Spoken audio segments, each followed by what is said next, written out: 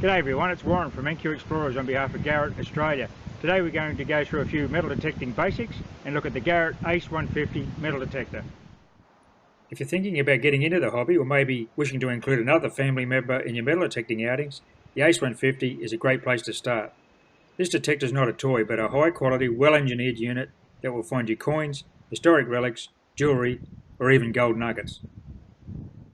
The detector is well suited to searching for Australian decimal coins. Or if the older pre-decimal coins are your passion, such as pennies, sixpences and shillings, the ACE 150 is ideal. What about searching for historic relics? Aussies have been dropping metallic objects since 1788, so that's more than 220 years of buried history you can unearth. What about an 1813 holy dollar, the elusive and valuable 1930 penny, or even historic gold sovereigns? They are all out there waiting to be rediscovered. So let's now have a quick look at the features of the ACE 150 and then go through some detecting basics.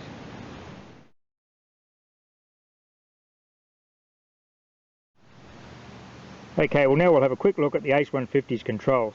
As you can see, there are 3 control buttons and an LCD display screen above them. On that LCD display you can see the mode that you're currently in. Up the top is an indicator of the target that you may have just detected, and you'll see a pixel lit under that particular legend when you hit a target in the ground. You have a sensitivity adjustment area and a depth gauge which indicates the depth of a coin size object that you may have detected. So we'll turn it on. Okay, we're now in all metal mode. We're detecting all metal objects from iron right up to the high conductive silver targets. If I go to the jewellery mode, it'll drop off the low end iron and you'll only detect targets of a higher conductivity than low conductive iron. And coins, which is in a digital setting, will remove typically your ring pulls from aluminium cans, which plague modern parks. That can be a risky setting if you're looking for gold jewellery, because gold rings typically, small gold rings and some gold chains particularly, will fall into that blanked out area. And even though you'll still get a visual representation of a target, a cursor will appear when you detect something. There'll be no audio alarm because you have notched that particular segment out. Okay, well that's the control features of the ACE 150. Now let's have a look at the typical target response tones and settings that you'll need to detect modern Australian decimal coins that you'll typically find in our parks around our cities and towns.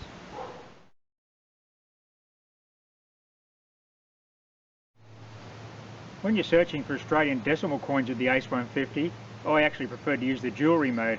The reason being that in coins mode you may have the risk of notching out some of the lower denomination coins. The 5, the 10, the 20 and 50 cent Australian coins are a copper nickel alloy with a low copper content.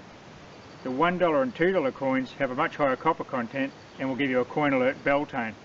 So using the coins mode, notching out the pull tab area, risks missing a 5, 10 or a 20 cent coin if they're sitting at an unusual angle in the soil. Let's now look at the ACE 150's response to Australian decimal coins. I have a 5 cent piece, a 10 cent piece, a 20 cent piece and a 50 cent piece. These are copper nickel alloy decimal coins. Okay, 5 cent coin.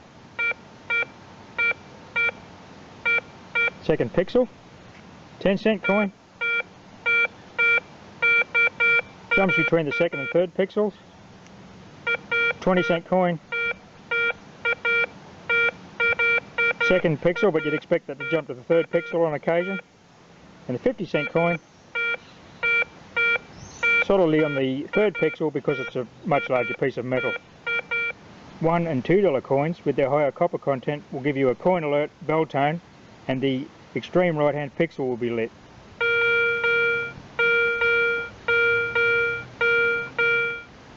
What about gold? Here we have a 2.4 gram solid gold nugget. Let's check the ACE 150's response. To detect gold we need to go to all metal mode, so I will now switch from jewellery to all metal by scrolling through the modes.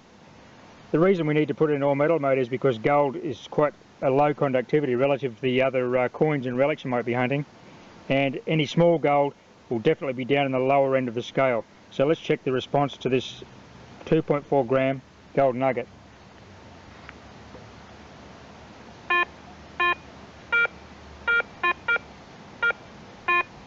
As you can see, the H150 interprets that on the first or second pixel.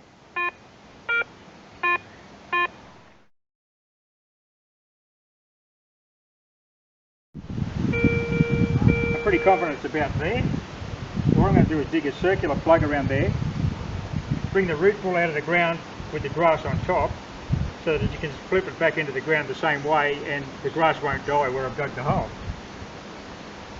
So I'll just put the towel down, cut around the pinpointed object.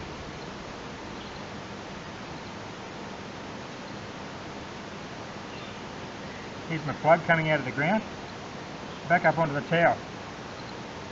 And any loose dirt just goes on the towel like that, so it's not actually on the lawn.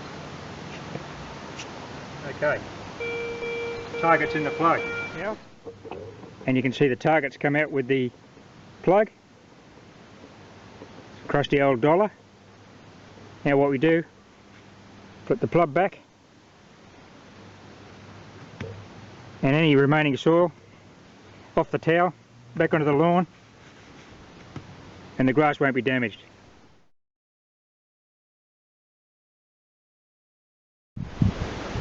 A very important part of this hobby is leaving no trace. When you recover your target, you must backfill your hole, even in a bush setting like this. So what we do now is we backfill the hole so that there's no evidence that we've ever been here.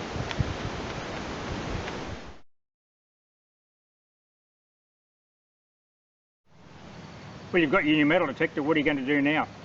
Well, in Australia you don't require a licence or a permit to detect for coins or relics, although some local councils have passed bylaws which prohibit or restrict the use of metal detectors in civic areas and parks, so check with your local authority on that matter. If you're looking for gold, precious metals or gemstones in Australia, you do need a licence or a fossicking permit, which will vary from state to state, so just check with your state and your local authority on the various permits and licences that are required.